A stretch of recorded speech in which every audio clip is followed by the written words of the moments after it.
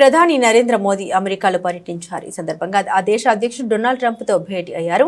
వీరి భేటీలో ఇరు దేశాలకు సంబంధించి పలు వాణిజ్య, రక్షణ రంగానికి చెందిన అంశాలపై చర్చ జరిగింది. రెండు దేశాల మధ్య వాణిజ్య లోటు భర్తీ చేసేలా అమెరికా నుండి మరింత చమురు గ్యాస్ కొనుగోలు చేసేలా రెండు దేశాల మధ్య ఒప్పందం కుదిరింది. భారత రక్షణ రంగాన్ని మరింత బలోపేతం చేసేలా అమెరికా నుండి మిలిటరీ ఉత్పత్తుల విక్రయాలను పెంచుతామని ట్రంప్ పేర్కొన్నారు. అయితే ట్రంప్ మోదీ మీడియా సమావేశంలో సంయుక్తంగా పాల్గొని మాట్లాడారు.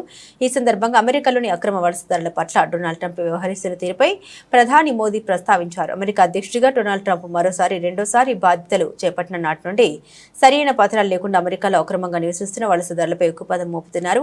అక్రమ వలసదారుల్ని గుర్తించి వారి చేతులకు సంఖ్యలు, కాళ్లకు గొలుసులు వేసి ప్రత్యేక సైనిక విమానాల ద్వారా వారి దేశాలకు పంపిస్తున్నారు. ఈ క్రమంలో సరైన పత్రాలు లేకుండా అమెరికాలో అక్రమంగా నివసిస్తున్న 104 మంది భారతీయులను ప్రత్యేక విమానంలో అమెరికా నుండి పంపించి వేశారు.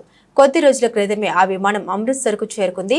ఫిబ్రవరి 15న అక్రమ వలసదారులతో కూడిన మరో అమెరికా సైనిక విమానం అమృత్సర్కు రాబోతున్నట్లు సమాచారం. అమెరికా లేఖల ప్రకారం చట్టపరమైన పత్రాలు లేకుండా దాదాపు 18,000 మంది భారతీయులు అమెరికాలో నివసిస్తున్నారు.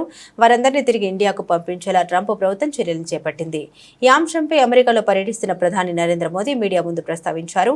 ఒక దేశంలోకి చట్టవిరుద్ధంగా ప్రవేశించిన వారికి అక్కడ నివసించే హక్కు లేదని ప్రధాని నరేంద్ర మోదీ అన్నారు. చట్టవిరుద్ధంగా అమెరికాలో నివసిస్తున్న భారతీయుల్ని స్వదేశానికి తీసుకొస్తామని తెలిపారు. అమెరికాలో అక్రమంగా నివసిస్తున్న భారతీయులను స్వదేశానికి తీసుకొస్తాం. మానవ అక్రమ రవాణాను అడ్డుకోవడానికి ప్రయత్నాలు జరగాల్సి ఉంది.